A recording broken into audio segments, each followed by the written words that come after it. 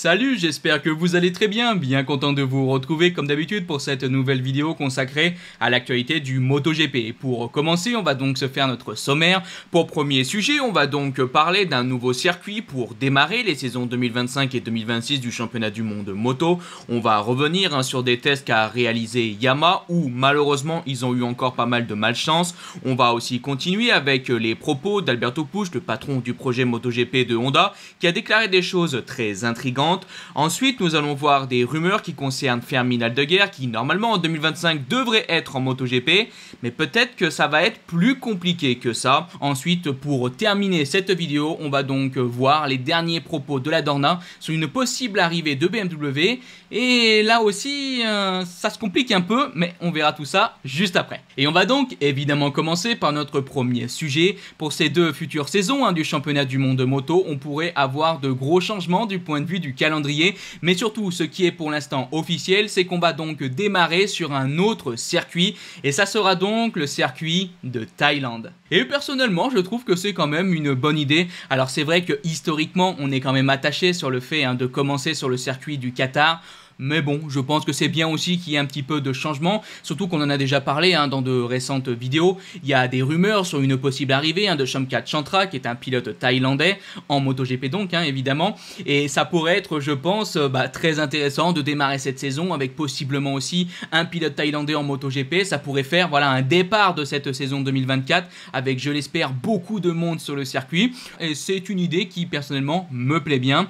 Mais comme j'ai pu vous le dire, on pourrait aussi avoir d'autres changements. Alors là, attention, cette fois-ci, ce n'est pas officiel. Pour l'instant, ce ne sont que des rumeurs de ce point de vue-là. On pourrait aussi avoir pour deuxième circuit un autre circuit asiatique. Et ensuite, on devrait normalement donc enchaîner avec la tournée américaine, avec pour troisième week-end l'Argentine et pour quatrième week-end Austin aux États-Unis. Mais ça, je le répète, ça reste encore à confirmer. Bon, ça viendra dans les semaines, mois à venir. On aura bientôt, je suppose, le calendrier 2025. Ce qui est officiel, c'est qu'en 2025 et en 2026, on commencera la saison sur le circuit de Thaïlande. Allez, en tout cas, on passe donc maintenant au deuxième sujet de cette vidéo. On va donc parler des tests de Misano qu'a réalisé Yamaha. Des tests qui sont évidemment quand même attendus parce qu'on le sait, la situation est très compliquée pour Yamaha. Je vous renvoie vers mes deux dernières vidéos, on en a déjà beaucoup parlé. Et on sait que pour Yamaha, avec ses nouvelles concessions au cours de cette saison, on peut réaliser des tests privés qui sont donc, je me répète, assez importants pour essayer de trouver une voie et développer cette moto. Sauf que malheureusement, on semble être assez maudit pendant ces tests privés à cause tout simplement de la météo. Lors des tests privés qu'on avait donc réalisés, je me rappelle à Portimao, on avait eu des problèmes avec la météo. Ensuite, on avait réalisé des tests privés au Mugello, on avait eu des soucis avec la météo. Ensuite, on avait réalisé des tests privés sur le circuit de Valence et on avait eu des problèmes avec la météo. Et là, du coup, lors de cette première journée de test sur le circuit de Misano, on a eu des soucis avec quoi ? Avec la météo, et on a senti que chez Yamaha on commençait quand même à grincer des dents de cette situation. Il faut savoir qu'apparemment on avait prévu 7 motos différentes, 7 motos avec des configurations différentes pour justement tester et essayer de trouver une solution aux performances compliquées de cette machine. Malheureusement tout ça a dû être mis de côté lors de la première journée parce que je me répète, la météo était trop compliquée. Mais la bonne nouvelle quand même, c'est qu'on était là sur le circuit de Misano pour 2 journées, mardi et mercredi, et justement mercredi on a pu réaliser quelques tests. Alors je vous rappelle qu'étaient présents donc les deux pilotes usines, Alex Rins mais aussi donc Fabio Quartararo, mais aussi on avait donc le retour sur une MotoGP d'Andrea Dovizioso. Alors malheureusement pour l'instant nous n'avons pas eu de véritable déclaration, donc c'est compliqué de vous dire ce qu'on a pu vraiment avoir de nouveau chez Yamaha, mais surtout c'est compliqué du coup de vous donner les impressions des pilotes parce que on n'a pas de déclaration, donc pas possible pour l'instant de vous dire si ce test, si cette journée de test plus précisément a été positive ou négative. Ça, il faudra peut-être attendre encore un petit peu de temps, on verra si quelque chose sortira. Mais on a pu quand même apercevoir quelques nouveautés du point de vue déjà du carénage. Andrea Dovizioso a testé un carénage avec apparemment une section avant plus étroite, mais surtout surtout 3 prises d'air sur le côté qui sont donc dans l'idée de ce que fait actuellement Aprilia, de ce qu'a Aprilia sur son carénage en MotoGP. Alors ça c'est à prendre entre guillemets, mais d'après des personnes qui auraient été présentes lors de ce test de Misano, la moto d'Andrea Dovizioso sonnait différemment, ce qui pourrait laisser penser que Dovi a donc testé un nouveau moteur, une nouvelle configuration moteur sur cette Yamaha, et on sait que Fabio Quartararo en avait déjà parlé en disant que voilà, il restait encore un moteur à tester, donc ça pourrait être quelque chose d'envisageable. On aurait donc aussi aperçu donc cette Yamaha avec ce fameux pot d'échappement plus long et plus haut lors de ce test. Voilà donc les quelques petites informations qu'on a pu avoir sur ces tests, les quelques nouveautés,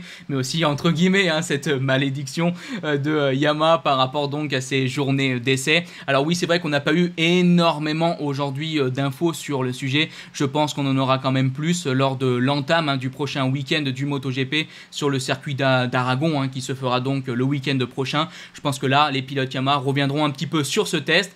On verra bien si ça a été véritablement positif ou non. Pour l'instant, je vous ai donné tout ce que l'on sait actuellement. Allez, maintenant, pour continuer, on va donc parler de l'autre constructeur japonais, de Honda, avec les propos du patron de ce projet, Alberto Pucci, qui revient sur une grande amélioration qu'on pourrait avoir sur le circuit de Misano. Alors, je pense qu'on parle donc des tests de Misano après le week-end de Misano qui aura donc lieu le 9 septembre. Des tests qui sont très souvent, chaque année, très importants parce qu'on voit les prémices des nouveautés qu'on pourrait avoir donc pour les saisons futures, et donc là on pourrait donc avoir les prémices des nouveautés de cette Honda 2025, mais aussi avec ses concessions peut-être des nouveautés qu'on pourrait apporter pour la deuxième partie de saison 2024, et comme pour Yamaha, Honda en a plus que besoin. Bref, on se voit donc maintenant les propos d'Alberto Pucci. Sur cette étape, il a déclaré que ça ferait donc une différence globale. Il continue en disant: c'est vrai que nous avons fait quelques progrès avec la connexion de l'accélérateur avec la nouvelle configuration du moteur. Cela affecte certains pilotes plus que d'autres, mais la direction semble être la bonne. Nous aurons bientôt un autre test à confirmer, et puis à Misano, nous ferons la plus grande avancée de l'année. Ce ne sera pas seulement une question de moteur ou d'aérodynamique, ce sera une différence globale. Nous n'en sommes pas encore là, clairement, mais nous connaissons les problèmes et nous essayons de les résoudre. La plus grande avancée de l'année, une différence donc globale d'après Alberto Pucci. Ah, ça donne quelques espoirs, on va quand même bien le dire, ça donne quelques espoirs, et des espoirs, il y en a besoin pour cette situation de Honda. C'est vrai qu'on parle beaucoup de Yamaha, mais bon, pour Honda, vous connaissez, le son de cloche est le même. Malheureusement, on est très loin. Malheureusement, on a aussi beaucoup de mal à trouver une voie et surtout à trouver une solution pour améliorer les performances de cette machine. Alors, d'après, encore une fois, les propos d'Alberto Pucci, apparemment, on a trouvé une bonne direction. Je crois que c'est aussi Joan Mir qui avait déclaré ça lors de précédents tests qu'on avait réalisés pour Honda. Espérons qu'on ait trouvé cette fameuse direction, espérons que Honda arrive maintenant à avancer vers une voie où les résultats sont plus positifs, où on arrive à trouver de la performance. Je vais quand même vous dire que pour l'instant on en est encore très loin. Mais bon, hâte de voir ce qui se passera donc à Misano. Peut-être qu'on testera aussi quelque chose lors du week-end de Misano pour ensuite continuer lors des tests de Misano. On verra bien. Mais je croise fort les doigts. En tout cas, j'ai quand même quelques espoirs au vu de ces déclarations. Maintenant, pour avant-dernier sujet, on va parler de quelques rumeurs qu'on a pu voir ces derniers temps. Et ça concerne donc l'arrivée en MotoGP de Fermín Aldeguer. Vous le savez sûrement, mais c'est signé, c'est normalement officiel. Fermín Aldeguer devrait être en MotoGP en 2025 avec Ducati. Sauf que c'est vrai qu'en ce moment, en Moto2, les résultats sont compliqués. Et il faut savoir que dans le contrat de Fermín Aldeguer, apparemment, il y aurait donc une clause qui permettrait à Ducati de casser le contrat et donc de ne pas faire venir Aldeguer en MotoGP en 2025. Et d'après les rumeurs qu'on a pu apercevoir ces derniers temps, il se pourrait que Ducati envisage cette option. Et si Ducati va vers cette voie-là, il devrait normalement, je pense, payer plusieurs millions pour activer cette clause de rupture de contrat. Alors c'est vrai que depuis quelques temps, on a pas mal d'interrogations. Tout d'abord, on a signé là officiellement les deux pilotes usine Ducati, on a signé les deux pilotes chez la VR46, donc chez Ducati, et on se pose pas mal de questions de pourquoi on n'a toujours pas annoncé officiellement Fermín Aldeguer chez Gresini. Donc ça vient déjà intensifier ces rumeurs. Surtout qu'il faut bien le dire, Fermín Aldeguer est en ce moment en difficulté du point de vue des résultats déjà en Moto 2. Là, il sort d'un week-end en Autriche qui était vraiment très compliqué. Et donc, c'est vrai que tout ça, ça pourrait amener à penser que Ducati aujourd'hui envisage peut-être d'activer cette clause de rupture. Mais moi, j'ai quand même beaucoup de mal à penser que c'est ce que va faire Ducati. Tout d'abord, déjà du point de vue de l'image, on sort déjà d'une situation difficile avec le cas Martin Marquez et Enea Bastianini. Est-ce qu'on va repartir dans une situation comme ça où on avait normalement annoncé un pilote du Moto 2 qui allait venir en MotoGP et puis que finalement on casse le contrat pour le renvoyer techniquement en Moto 2? Bon, ça serait quand même déjà du point de vue de l'image quelque chose de pas très glorieux. Et surtout, je pense que même si les résultats sont quand même compliqués, bon, Fermin Aldeguer, ça reste un pilote qui a beaucoup de potentiel, beaucoup de niveau. Il a montré à la fin de la saison 2023, 4 victoires d'affilée, je rappelle en Moto 2 qu'il était très performant. Là, il y a eu des changements du point de vue des pneumatiques en Moto 2. Sûrement que Fermin Aldeguer a du mal à s'adapter à ces nouveaux pneumatiques. Mais voilà, dans l'ensemble, ça reste quand même un très bon pilote. Donc oui, c'est vrai que les résultats sont compliqués, mais au point de casser le contrat de Fermin Aldeguer, j'ai quand même beaucoup de mal à y croire. Alors peut-être qu'on va donner un an du coup à Fermin Aldeguer en MotoGP et après on réenvisagera s'il reste ou non au sein du giron Ducati. Mais casser le contrat avant qu'il vienne en MotoGP, moi personnellement je ne crois pas cette rumeur. Après on verra comment tout ça évoluera. Allez, maintenant on arrive donc au tout dernier sujet de cette vidéo et on va parler une nouvelle fois de la possible venue de BMW en MotoGP. Bon, je pense que vous n'avez pas raté ça dans de précédentes vidéos et donc dans de précédents sujets. Je vous ai déjà déclaré plus d'une fois que j'étais de plus en plus optimiste à une venue du constructeur allemand en catégorie Rennes. Et récemment on a eu donc des propos du directeur sportif du MotoGP, Carlos Ezpeleta, qui est donc le fils de Carmelo Ezpeleta, qui lui est le grand patron de la Dorna. Et ces propos me font un petit peu douter parce qu'on a l'impression qu'on essaie peut-être de mettre en place une idée qui ne repousserait sûrement pas BMW, mais compliquerait peut-être la venue du constructeur allemand en catégorie Rennes. Et cette idée, elle est vraiment très simple. On ne permettra pas à BMW de rajouter une équipe ou deux équipes en MotoGP par rapport à déjà tout ce que l'on a aujourd'hui.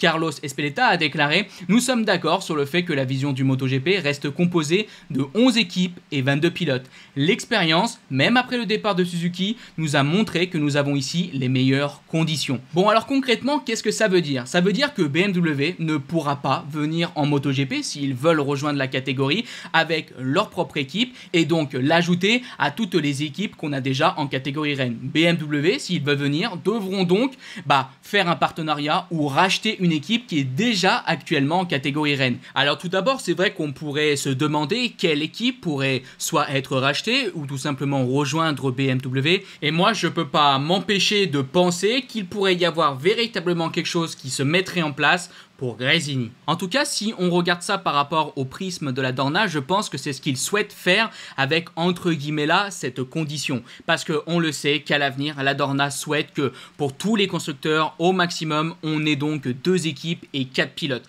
Et aujourd'hui, Ducati a 3 équipes et 6 pilotes. Et je pense que là, on est en train de se servir de la possible venue de BMW pour essayer de faire perdre une équipe à Ducati, tout en proposant donc une continuité à Gresini en MotoGP. Et moi je vous avoue que ça me fait un peu grincer des dents. Alors est-ce que officiellement BMW aura moins envie de venir avec cette condition là? Je ne sais pas, mais je pense que ça complique quand même peut-être un peu la venue du constructeur allemand. Surtout qu'il ne faut pas oublier que là, nous on dit, bon oui, peut-être qu'il faudra racheter Gresini ou signer un partenariat avec eux. Ça paraît simple dit comme ça, mais qui dit que Gresini va vouloir signer un partenariat et par exemple quitter Ducati? Pareil pour un rachat, on sait que Gresini s'est battu pour avoir leur indépendance. Est-ce qu'ils ont vraiment envie d'être rachetés et d'appartenir maintenant à une structure allemande? C'est pareil, ça me semble compliqué. Même du point de vue des résultats, aujourd'hui Gresini a une Ducati qui est une moto gagnante, très performante, même si on a les motos de l'année d'avant, c'est quand même une moto évidemment qui marche très bien. Si on rejoint BMW, c'est un autre chapitre qui s'ouvre et sûrement beaucoup plus de difficultés sportives qui seraient amenées. Donc après, on vit dans un monde où Pramac a décidé de quitter Ducati et des Ducati donc de la saison en cours pour rejoindre Yamaha. C'est pas impossible que Gresini rejoigne BMW à l'avenir, mais Bon, ça me semble quand même tout ça assez difficile. Alors après, vous l'avez compris, moi je tourne toute cette idée-là, mon analyse vers Gresini parce que c'est ce qui me semble le plus logique. Peut-être qu'après, ce serait une autre équipe. Hein. C'est pas impossible que ce soit LCR ou je ne sais trop quelle autre équipe qui pourrait être rachetée par BMW. Mais alors là, du coup, je ne comprendrais pas la logique derrière tout ça. Moi, ce qui me semble, et je me répète, le plus logique avec cette idée de la Dorna, c'est de faire en sorte que Ducati se retrouve avec deux équipes. Mais voilà, je trouve qu'on force la main un petit peu à BMW. On sait que l'investissement pour venir en MotoGP, il est déjà énorme. Si BM vient, on sait qu'ils auront injecté des dizaines, voire peut-être même des centaines de millions d'euros dans tout un projet pour essayer de performer dans la catégorie Rennes. Est-ce que c'est vraiment bien de rajouter encore des conditions où ils devraient encore mettre des billets sur la table ? Bon, je sais pas trop, je suis un peu dubitatif par rapport à tout ça et je trouve un peu inquiétant cette stratégie-là de la Dorna. Maintenant, Carlos Ezpeleta, pour terminer, a quand même déclaré « Cela ne veut pas dire que nous voulons empêcher l'entrée d'un sixième constructeur, mais cela signifie qu'un autre constructeur devra travailler avec l'une des 11 équipes. » Voilà donc les quelques informations qu'on a pu avoir sur le sujet. J'attends pas mal votre avis sur la question. Et ce qu'on comprend, c'est que maintenant, cette venue de BMW va donc être conditionnée par justement des conditions que va faire le MotoGP. C'est quelque chose qui est compréhensible, mais je pensais que la Dorna serait beaucoup plus ouvert à l'idée de faire venir le constructeur allemand. À voir maintenant comment ça va évoluer. Je reste quand même, je vous le dis tout de suite, très optimiste à une venue de BMW et je continue de penser qu'ils vont venir en 2027 dans la catégorie Rennes, mais peut-être que ça sera un petit peu plus difficile que ce que je pouvais imaginer dans un premier temps. On verra bien. Bref, pour moi, on est donc arrivé à la fin de cette vidéo. J'espère qu'elle vous a plu et si elle vous a plu, n'hésitez pas à la liker, partager, commenter. On se donne donc rendez-vous dans quelques jours. Je vous dis bye bye les potes. Ciao.